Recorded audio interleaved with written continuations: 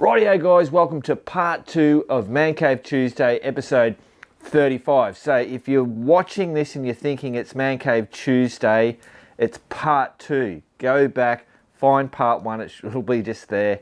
Watch that, then jump onto this one. Last time I did this, a lot of people got confused and watched part 2 and whatever.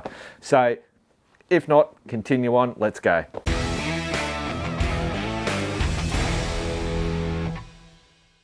Rightio guys, so bit of mail in the mail. I'll start off with the parcel that came, put the short lookers on. What do we got?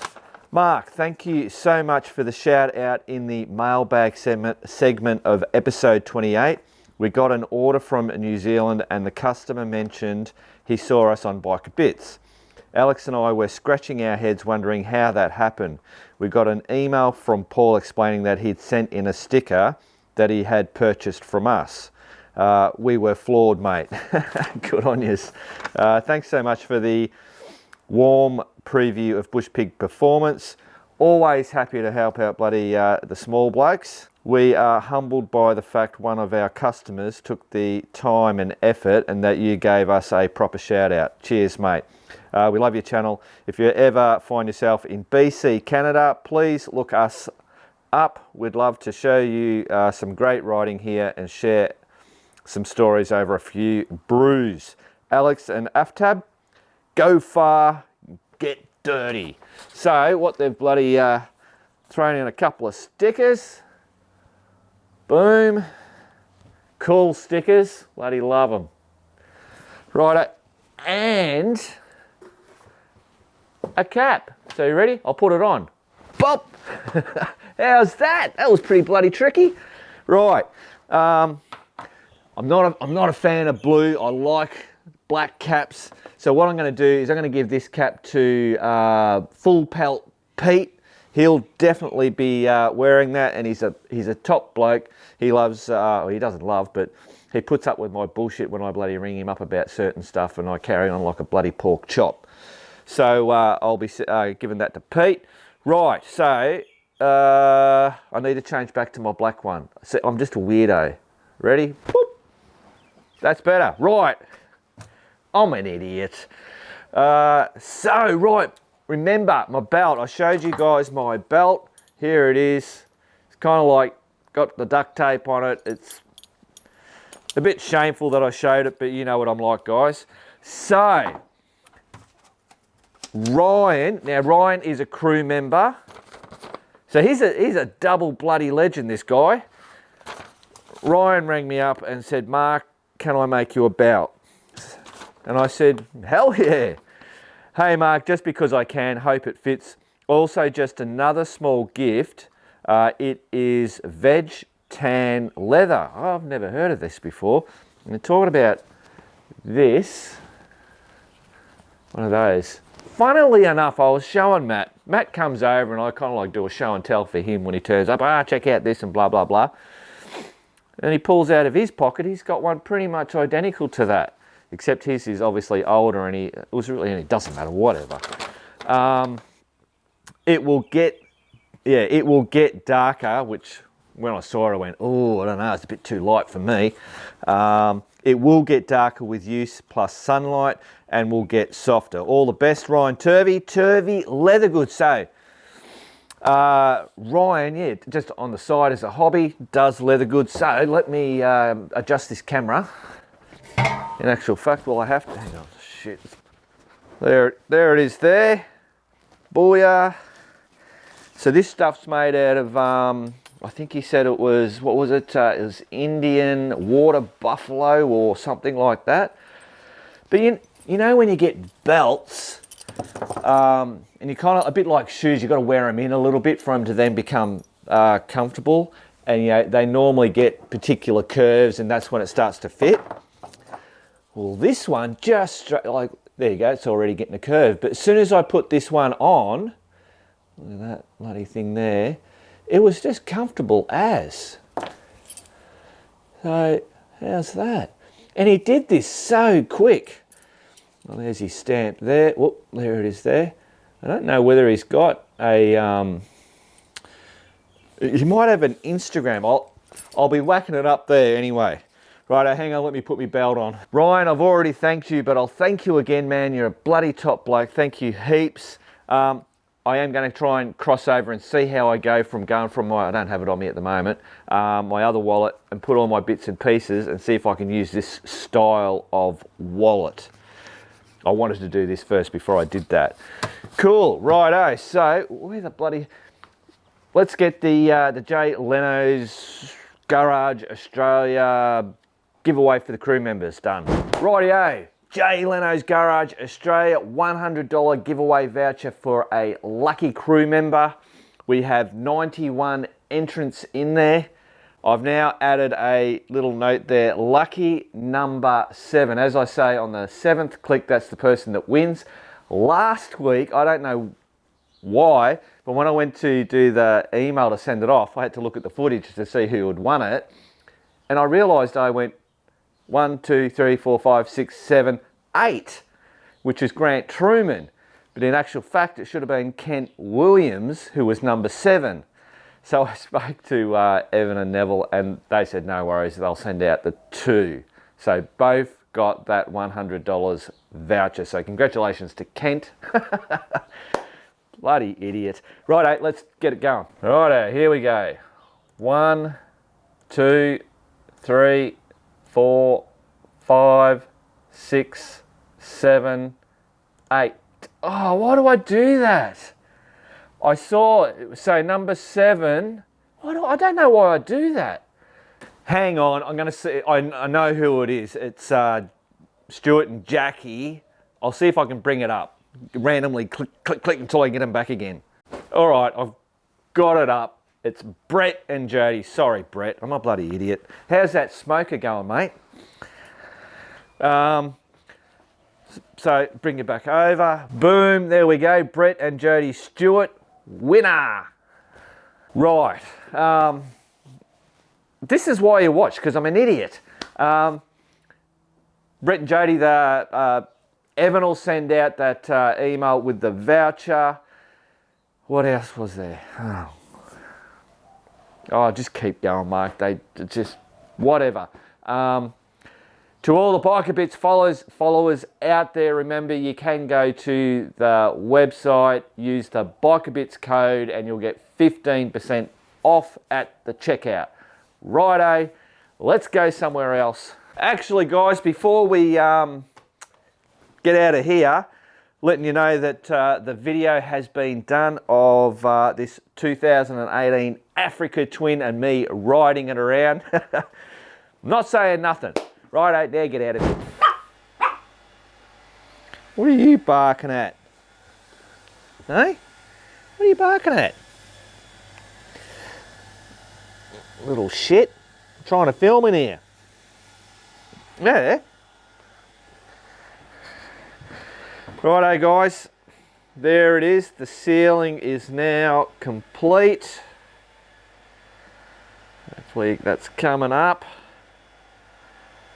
So yeah, it's starting to look good. Obviously, still have to do the around that bloody chimney, and we've got to do just some little touch-ups where the white's bled through the tape between the cornice and the wall. But yeah, pretty good. I'd have neighbour. She's down there doing her hair.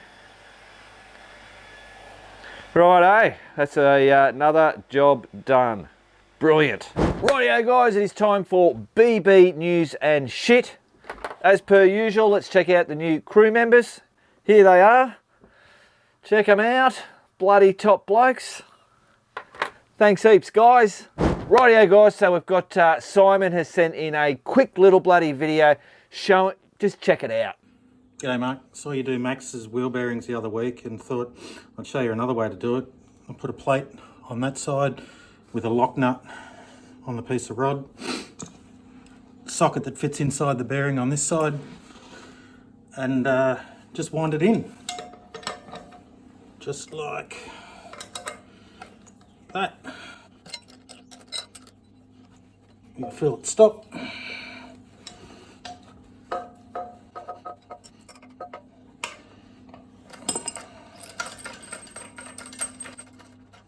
works for swing arms, bearings in the swing arm, just something like that.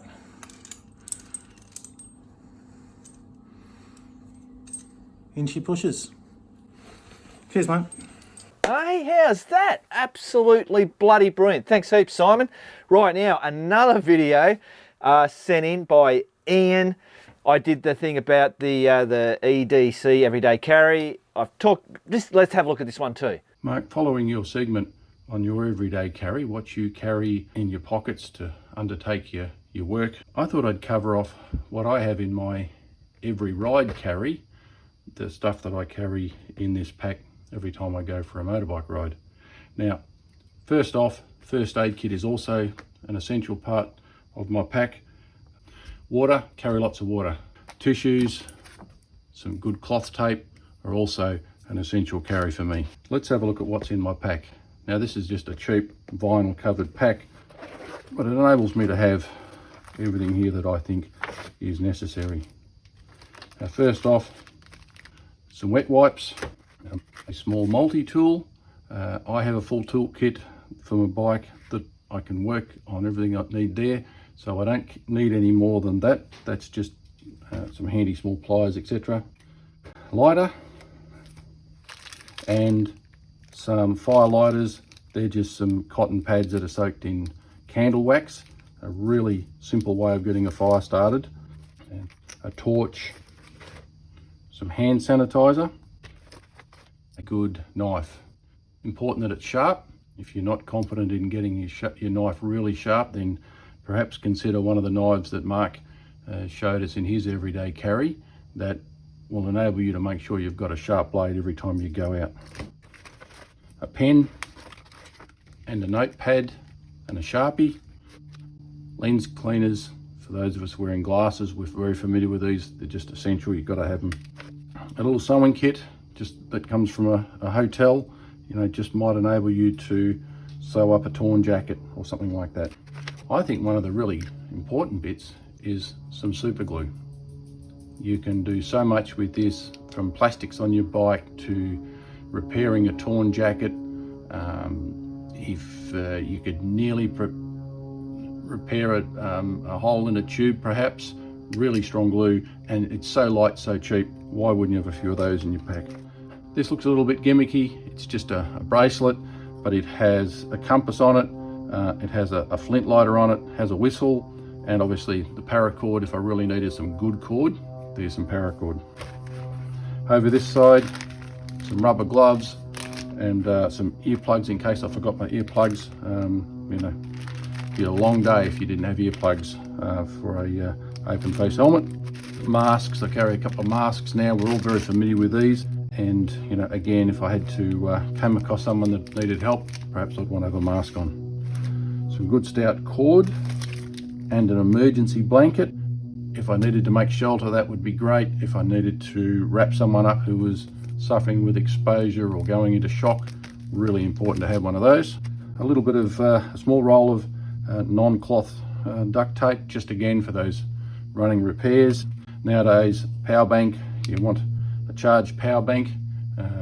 There's only a small one, perhaps I would have another one with me, but that might be just my backup, and a range of cables such that I could charge my phone or someone else's, and a few cable ties. Now again, I'd have more of those in my main pack. So that'll give you an idea of what I think I should carry in my everyday or every ride pack. I hope that's given you something to think about. Maybe you can put one together. There's lots of information on the internet and lots of different opinions as to what's needed. Anyway, I hope that's been of value to everyone. Bloody fantastic. I always find it very interesting to see all the little bits and pieces. So bloody good stuff. Here's a little something from Jim from New Zealand. It's got, "Hi Mark, found some photos of my 1050 V-Strong with the trailer on and a CT90 on the back. Just come back from getting its road legal for the son-in-law around 100 kilometre trip." Bloody fantastic, man. That's a cool little setup. Brilliant. Good on you, Jim. Righto, in regards to, I mentioned a couple of Man Cave Tuesdays about, you know, doing stuff in your man cave, building things and whatever, and maybe send something in. So Steve sent through, not many places to go right now in my 5Ks.